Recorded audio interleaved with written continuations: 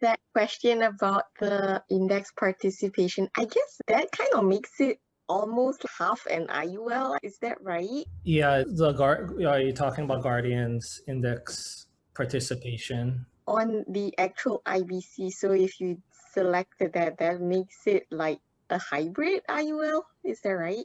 It's still whole life, so that you have less risk on there.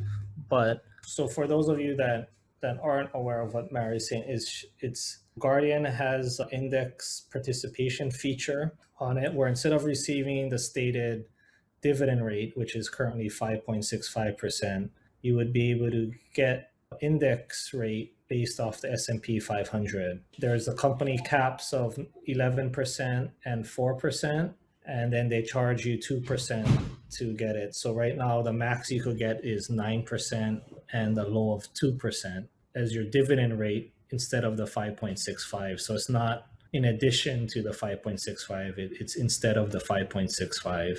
And what it's doing is, it's indexing the S&P 500. So on your policy anniversary date, it'll look at what the S&P 500 was at last year and then what it is at this year. And then that percentage rate is what you'll receive. But the trade-off, what is the trade-off when you click that box? So it's a free thing. There's zero cost for it to be a rider on your policy. So it's there.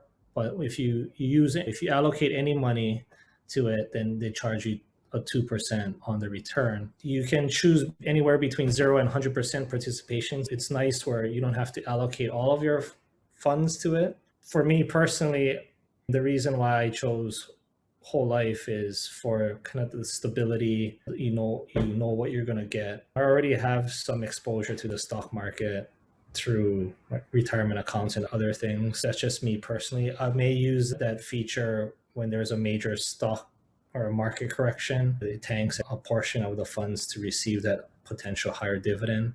But the risk is more unknown. It's based on your policy anniversary date. So everyone's return may be slightly different. And it's basically, it just indexes it annually. And that kind of, we're not going to get into this topic. That kind of transitions into what you, at a certain point, in my opinion, you move away from the whole life infinite banking product to the IUL, or some people call this philosophy banking, where it's got stock exposure. And to me, that's the end game, right? If your net worth is $4 or $5 million or more, you're in cruise control and you're not going into individual deals or investments or rentals. You just want like a no hassle, single digit rate of return.